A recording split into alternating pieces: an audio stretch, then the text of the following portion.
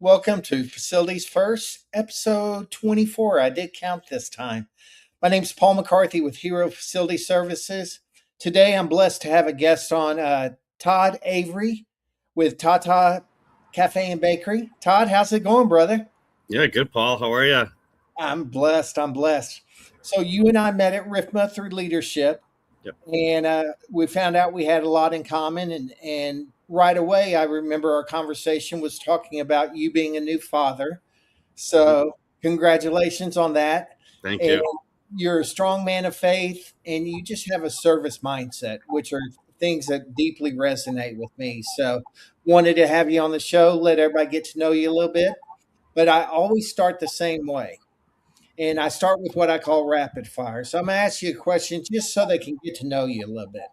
Sure. First thing that comes to mind, coffee or tea? Coffee, definitely. Favorite, favorite bakery item? At Tatte, it's the pistachio croissant. Yeah, definitely my Oh, favorite. Yeah. early morning or late night? I'm a late night. Yeah, I'm a night owl. Definitely. One word to describe fatherhood. Oh, I want to say rewarding, but I'd say challenging. I think slightly, It slightly kind of beat outweighs it Bailey. a little bit. It's a narrow margin. Yeah, just made the cut. Yeah. I would say it gets better, but I can't always guarantee that. How about one thing that makes your day better instantly? Yeah, I always say learning something new, especially working in facilities. It's multifaceted. So, just being the jack of all trades, like anytime I can learn something new at work or like I'm a big reader, just anytime I learn something, I feel like it's a good day, something useful. Growth, I mean, I talk about it all the time. Growth is so Mhm. powerful. And, Absolutely. even at my old age, I still like learning and finding out new stuff. Yeah. So this is the one that I thought would stump you because I had to think about this one. Faith in one word. Yeah, I have to say love. Absolutely. Yeah. That's awesome. That's awesome. All right, so now we're going to get in a little bit, and we're going to talk about Tata, and you know, let's start about you first personally. Who is Todd? Oh, that's a good question. Who am I? Yeah, I don't know. I think I fell into facilities just because I'm like, I always have a bunch of different hobbies. Like I'm a big outdoorsman. I love, surfing, fishing, hunting, hiking, bird watching. I'm always getting into stuff with the outdoors. So I think that's how I just kind of naturally fell into facilities. But yeah, I'm just definitely, friend and family oriented. Anytime there's like a group of people doing some fun activity, it's like I'm there. You're always there. What about Yeah. professional Todd? Professional me. Yeah. Ooh. Yeah. I mean, I think like you kind of said it. It's like I do have that sort of service mindset. I mean, working with the all the restaurants, it's like I try not to overextend myself, but I'll always be out in the field. I'm always boots on the ground, trying to make sure everybody's up and running properly. So I think relationships is probably the biggest thing I focus on at work. Between it's working with the vendors, making the cafes happy. It's like I'm always just trying to like move around, make connections, like just make sure everybody's, happy with what the work that we're doing. It's really interesting in this industry, and what I've come to find out. Every show, when I talk to facility managers, they bring up relationships, Mhm. whether it be with the operators or whether it be with the vendors, and it goes back to people are people, and they want to have a trust. They want to know you, and so those relationships are valuable, uh, and especially with your operators. So speaking of your operators, and I have a feeling it's going to have something to do with them. What do you love most about the work you do there? Oh, the work. Oh, yeah, that's good. Yeah, that's a great question. I'd say, well, fixing stuff in general. Like one of my best friends growing up, he's a mechanic. So we're always working on cars. Like I had a bit of a construction, like carpentry background before facilities. So I think for me, what I love the most is like diving in when there's that puzzle where it's like, oh, okay, there's a leak going on. It's like HVAC guy said this, plumber said it's this. It's like I like to be able to kind of put minds together, partner with people, like figure something out that's a problem. And then it's just seeing people grateful after the fact. Obviously, like if you're running a restaurant, you have a different skill set. Like obviously, maybe a little better people management, just operations in general, like sourcing, and there's like it's a whole other profession. It's a whole other trade essentially. So they're not going to be experts, obviously, in plumbing and HVAC. Like you get some rock star managers that might have some real technical skill sets, but for them to place a call, have this emergency, like not know what's going on, and then you get to show up as the professional and the one who has the knowledge base to be able to kind of put the puzzle pieces together. I think that's probably my favorite part about it. That's awesome. That's awesome. Because in facilities, we all know there's never the same day twice. Right. Exactly. And and we're actually, I think we're on your favorite day because usually about Friday, about 4:58, don't you get a call? There's some emergency. Yeah. Yeah, all the walk-ins not holding temps, full cafe power outages. Yeah, it's always at like 5:30 on a Friday. That's like Never fails. Never fails.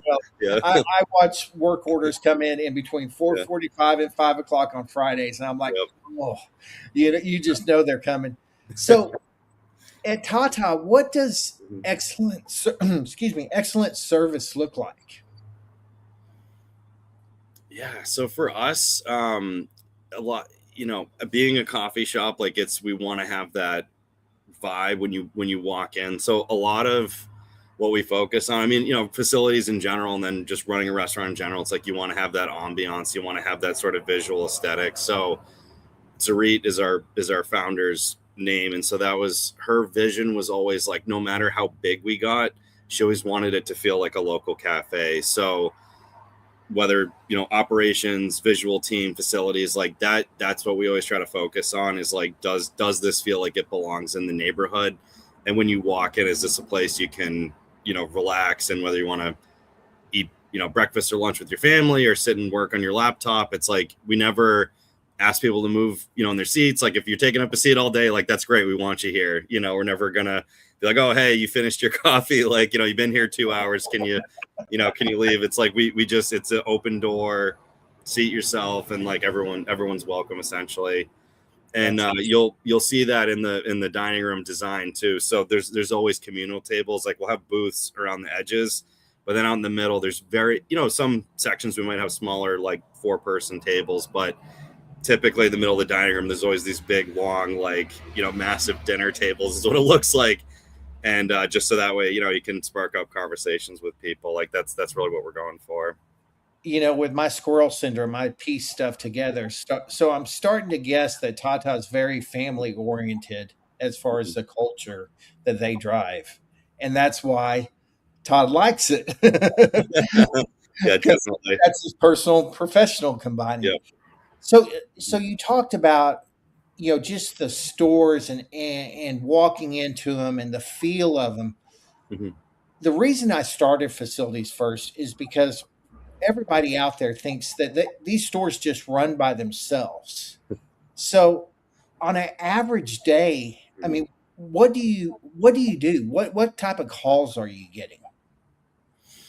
Well, I mean, most of our calls is this kitchen equipment. So, like how our kitchens are set up, we have a hotline, like flat top griddle, like a salamander cheese melter.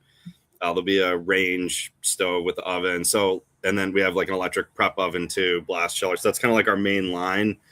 But then we have another like sandwich prep line as well. So that's a whole line of, worktop deli style refrigerators. So, we get a lot of obviously plumbing, HVAC calls, furniture restoration, that sort of stuff. But most of our, like almost half of the calls we get is with the kitchen equipment. Oh, and those are always pants on fire calls too. Yeah, exactly. Yeah, so I'd say probably like the longest lasting project I've had to work on is that partnership, obviously, with their kitchen equipment provider. Yeah. Just setting up expectations, like delivery time windows, like, okay, is half the flat top down, or is the whole thing down? Like, okay, well, that's an emergency versus like that's tomorrow morning. So just kind of setting up that, operator expectations, and then vendor management, like partnership. Really, that's I think probably the biggest thing we have to focus on in general is just making sure, it's getting done everybody the way everybody wants it to happen. Yep. And I know back when I was in the GM chair years ago, Mhm. was 1990s, so I don't even think you were born yet. But back then, facilities really wasn't. It was you would maybe get once a year inspection, and they would walk through, and you'd have to Mhm. fix stuff. But today, there's a lot of education that goes into your job, Mhm. and so tell me about how do you how do you go about educating these operators? Because you and I both know that operators can be like customers sometimes. They think you can magically get a truck out there Mhm. within 30 minutes, kind of like the guest wants a food within 3 minutes because they got somewhere to go. Mhm. So how do you educate your team? Yeah, so we've done a few different things actually. So one thing I had worked on with leadership like 3-4 years ago, we actually started in our learning portal on Ulti Pro. We actually started these like it was called Fix It with Facilities. So it was like basically info hub, and it was just common stuff. So it was like, okay, your gas goes out, like, this is what your gas reset button looks like, or like a CO sensor, like you should have a key. This is how you reset the on off, how to reset your hoods. Like it was just kind of these common things of just like basically like resets and Yep. then emergency shut offs too. So we had done that. And then just over the years, like working for in facilities in the restaurant industry, you notice certain behavioral patterns. So it actually was just the end of last year. I developed this, it was just a one pager of like, hey, this is kind of common stuff. It's like when an inspector shows up looking for, this permit, like this is what it entails. Like this is what you kind of look for with like fire suppression equipment and, just in general of like what's going on in your space. So I had done a training like with all the district managers. We had this. It took a few months because we had to like wrangle up all the managers, and I did a full walkthrough, and we picked a cafe in each district, and I was like, okay, barista station, like this is common stuff here, like and working on pitcher rinser shut offs. It was just like we went through the whole cafe, and I showed them like, okay, this is all stuff you should know, essentially, just like kind of basic 101 stuff for facilities, just to help us out, from a volume standpoint. But aside from that, service channel is it's the CMMS that we use. So Yes. for new managers, we hold like an ongoing Zoom where I'll teach everybody. I'm like, hey, this is how you use the platform. So people can jump on it who maybe want a refresher, or if you're a new chef, new manager, Yeah. the platform we use. It's spent a lot of time obviously like editing the issue list, so it's like people can run the channels correctly and put the work orders in, so the verbiage is correct. But for new managers, yeah, that's what we do as the training courses.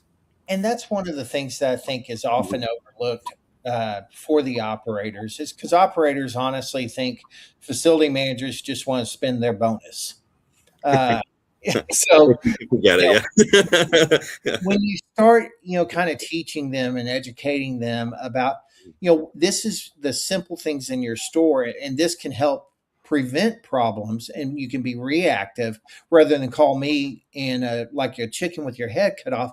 Those are the things that those operators retain, and they use, and they're growing with it. And that's what I think is great about the facility industry these days is the operators are growing Yeah, along with the facility managers. yeah. Yeah, and it's So, given them the why behind it too. Like another example is like the walk-in, where I'm always a stickler to make sure you have an air curtain and it's not ripped, you're not folding it back, but like showing them like, hey, this is the evaporator, it can ice up, and then it'll blow the compressor if it's stressing it out too much. It's like kind of teaching them just a little bit, but it's like the core of it is like you don't have to know exactly how the walk-in works, but like keep an eye on your air curtain and make sure it's in good working order so that we can then prevent emergencies that don't affect service. yeah. Yeah, and check your gaskets. Make sure there's not frosting on your fan. All those small things that if an operator can catch that before it becomes an issue, they just make your life easier. And so you segue perfectly into the next one because you talked about you have to give them the why.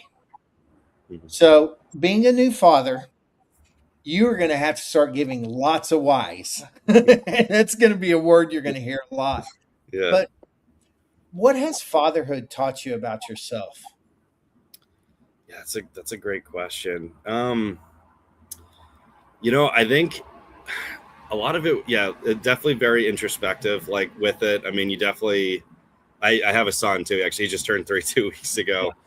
ago. So I do see a lot of myself in him, obviously. But I'd say I didn't realize like how much I expected from myself. I think was the biggest thing. So I was always a big workaholic. Doing long days. Like I wanted to learn as much as I could. Help people out. Like just all the stuff we were talking about before. So just naturally, it's like I'd still get up early, be the first one at work, last one to leave. Like just always throughout my career. You can't do that when you have a newborn. You can't do that when you have a toddler. So, and at the same time, that's what I realized. I'm like, I'm always trying to do everything perfectly. It's like, okay, we have to have this set routine, like perfect diet, like, limit screen time, like all this stuff. I have to do an outdoor activity. And I realized I'm like, yeah, I think I expect too much from myself because you end up overextending yourself. So I think definitely within the first, year and a half, like once he starts, especially when he started like crawling around, I'm like, okay, I got to take a step back with everything. I'm like, you know, if it's 5:30, 6 o'clock at night, I'm caught up on emails, like no one's calling me. It's like, all right, I don't need to start doing some admin stuff. It's like family time, and it's the same thing. It's like, okay, I don't have to go to every single swim class or whatever. It's like if I'm busy at work, it's like, okay, I'm not gonna, you know, I'll find the balance. I'm not gonna like try to do everything all at once. So definitely learn that for sure. And I will tell you this, that all Mhm. those high expectations you have for yourself as a father, Mhm. throw them out the door because they're going to change. Yeah. I have two boys, and I promise you, mine changed several Yeah. times. So, what is one value that you hope your children see in you before they ever hear you say it? Yeah. You know, um, I always, to me, like before I had kids, just because I'm a big reader and I ask a lot of questions. So I think before I had kids, I would have said critical thinking. I'm like, oh, as long as, I don't care what they do for work, what they believe, whatever. I'm like, as long as they can like think critically, like that's what's the most important thing. But just as I get older, it's integrity. It's like you don't have to be the smartest, best, this and that. It's like if you have integrity, it just, I mean, it makes your life easier, but I think that's what makes the lasting imprint, whether it's, work or your kids. I mean, I think if being a parent, if your kids can say that, especially as they, get older, and I'm hoping this is the case, obviously, when he's, teens and 20s and starts, in a few years, that he can say that it's like he knows I'm always honest with him, and then that I always at least tried to do the right thing for him. And I think that carries over into your professional life too, Mhm. because integrity and trust is all we really have. And I always joke with people and say, I've got to look at myself in the mirror every morning. And I can't lay my head down on the pillow if I haven't used or shown integrity that day. Yeah. And so, you know, your balance between work and personal life, they really overflow into each other, especially in facilities, because sometimes you have to deal with the whys, you have to solve the whys, and you have to show them why you're doing it. And it's the same thing with a parent, with a toddler. One of the great things I love about having a grandson is he is 2.5 almost now, and he is right in his terrible twos. And I'll tell you, it gets much nicer when they come and see you on the weekend and you go, bye, y'all go home. I'm just kidding. I love kids, Yeah. but there's something about grandparent life that's really special. So, Yeah. one of the things that really, I think you and I really kind of, I still remember us sitting at the table and we talked about my adoption story and Marcy, but then we dug deeper into faith and started talking about faith. And as you know, I'm a strong man of faith, and you are too. what is what is something you want your kids to know about you and your faith as they grow up?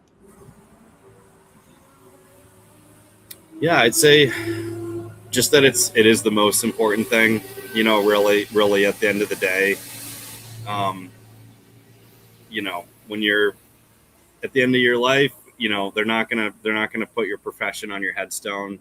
So I kind of like how I mentioned integrity, but I think it's just always leading your life, that doing what you think God wants you to do. So obviously, like, being deep in scripture. Like I have like a kid's like toddler Bible that I'll read my son every night. It's like a little, picture book, learning the words and people. Yeah, I think it's like no matter where life takes you, whether you end up in the career you expected, or again, your hobbies, friends, like just how everything shakes out in your life, just that I would want my son to know, it's like, okay, wherever you end up, it's where God wanted you to be, as long as you always kept that in your heart and your mind of like, what does God want from me, you know Yep.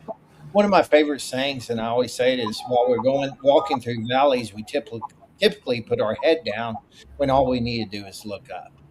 And it's something that I live by, and that's why I think you, Lance, and I, who I got a message from Lance earlier, I think that's why we really clicked, is because we all feel the same way about that. So I'm going to do a complete 180 and go back to Tata, talk about, so in food, hospitality, facilities, they all have one thing in common, and it's people feel the result when things are done right. hmm How do you, in a what I'm going to call behind the scenes operation, make things right? That makes sense. Um, do you are you a let me ask this. This is the easy way to say it. Are you more proactive or reactive? Definitely proactive. No, for sure. Yeah. That would be the easiest way to ask it, Yeah. because and why are you proactive? Well, yeah. I mean, just in facilities, I think, like you mentioned it at the beginning, like it can go any way, any direction on any given day. So like, oh, I got this big capital project. It's a big, plumbing sanitary line, project I'm gonna focus on. And then you get a call and there's like a pest control emergency. It's like, oh, okay, now that's your day. Like it's like that's you know what I mean? So you don't get to go to the site, talk with the guy, see how it's going. It's like, nope, you gotta go deal with this now. Yeah, so when you kind of were wording the first question, I was trying to think. Sorry, can you say how you were wording it the first time again? So basically, Yeah. food, hospitality, and facilities Yes. all have Yep. one thing in common. hmm People want the result. They want it to feel the result to feel right. hmm How do you think about that, and how do you show right? Okay, got it. Yeah, because I was thinking planning. I'm like, okay, how do you plan stuff out? But I think it's the reaction. I think is the biggest thing. So when you plan stuff out and think of it ahead of time, that's how it shows that, like, I mean, you know what you're doing, but also that you get the good response. So if it's like you have those kind of preemptive discussions with your vendors of like knowing your equipment, knowing the infrastructure, so that way, like, when there's the big, burst pipe or power outage, wherever it's like, okay, it's like we have this many panels, this voltage, whatever, 6-inch cast iron, it's 3-inch, like whatever the pitch is, it's like you know what it is, so that way when they show up, it's like you know what you're kind of getting into already. So for me, that's where it's like it's doing all that legwork ahead of it. So we mentioned the trainings, but on our end, that it's knowing what you have in your space. So when someone calls and it's like, oh yeah, there's again, a ceiling leak here, and it's like, no, like the heat pumps, it's 15 feet over that way. Like that's not it. It has to be, X, Yeah. Y, or Z. It's like knowing what you have, and then having policies and procedures in place. So that way, when it does go wrong, you can work your way through it. And that's a great point. Mhm. Is you sometimes literally have to practice situations in your mind, because Yeah. I mean, we all know that the craziest things happen. And so you have to think about those situations, and they may never come true, but you've thought about them and you put the planning into them.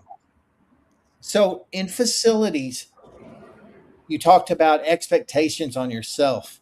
What is the one standard you refuse to lower in facilities? Yeah, one standard I refuse to lower. Yeah, that's a great question. I mean, I definitely response. This is one I had to really think about. That's a good question. Yeah. I'd say like having tools in place. So there's just, anything like refrigeration and pest control too is a big one. So that I always say like those two trades I can never compromise on. So I'd say the biggest thing it's like, yeah, having the inventory and then having a plan again when it's like, okay, if we have like 30 of the same fridge in a market, it's like, well, let's keep a couple compressors in stock. Yeah. So I would say, I think it kind of ties into that. It's just, it's having a plan. So if it's like, hey, if you want this certain response from me, like I can't compromise on the inventory, like whatever overhead we have to keep. I'm like, we can't start cutting corners on the back end. Cause that's what's going to happen is like, it'll all start falling apart and you're not going to get the response you want from us. And it is Mhm. from knowing you are one that you set the standard, and people understand why. They understand why you do the things you do because that's just how you are, and how you function in life as a friend and professional. Mhm. So here are my final two questions, and these I love doing. And the first one: what hill will you die on, in facilities or life? In facilities. Yeah. Well, I always joke. As I always say, carry a Sharpie. That's like that. I think that's like the hell I will die on for facilities. I always say that's like a facility manager's best tool is a Sharpie. It's like again, filter labeling, breaker labeling, like you tag something, whatever it is. It's like that. I always say that's my best tool. Where they're like, oh no, I did that filter change. I'm like, well, it's got my signature on it and this day on it, so I know you didn't do this one. Um, That is the first time I've heard a Sharpie. oh really? Yeah, for all you FMs out there, Yeah. new tool in your pocket, Yep. Sharpie on everything. I may be Yep. late to the party, but you heard it here first. Yeah. What about life? Yeah, in life, yeah. I mean, I think we kind of touched on it, but it's just honesty is the best policy. I think no matter what, like especially being on a support team, and now we're a growing company, getting more kind of corporate, and it's like I get questions from leadership, and so sometimes there might be this like landlord contention, whatever, of like, oh, is it ours, is theirs, how are we going to break this up, how are we going to divvy it up, and like I'll get asked these questions. They're like, oh well, what do you think we should say to them? And I'm like, well, exactly what we're thinking. How about that? It's like, we come into the conversation saying that, be like, hey, you know what, I think like we should go 50-50 on it, like we did X, Y, and Z, like this is what we're thinking. So for me, it's like work and life, that's it. It's honesty is always the best policy. You don't have to necessarily over explain yourself, but like go into a conversation knowing what you want to say, knowing what you want to get out of it, and just being upfront about it. I know that we talk to our team all the time because, growing up in the hospitality industry, I've watched many servers walk up to a table and say, "The kitchen's running a little bit behind. We'll have your food out in just a little bit." And the reality is they didn't put the ticket in. Yeah, exactly. Yep.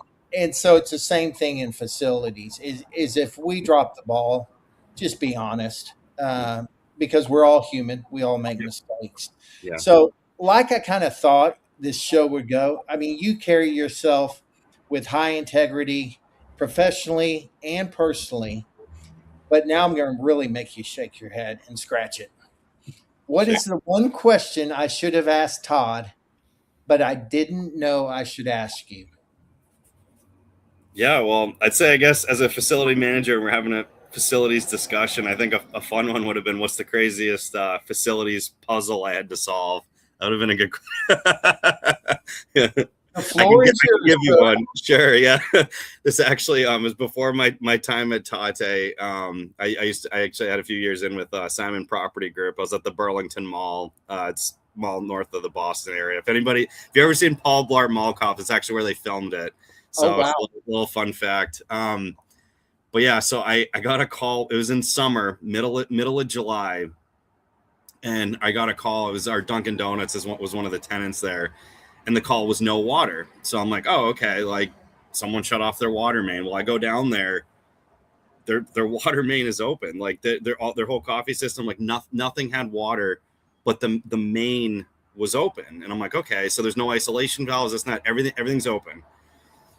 So I'm like, okay, well, I knew where the obviously the main domestic water came into the building. It was like right at the end of that wing of the mall.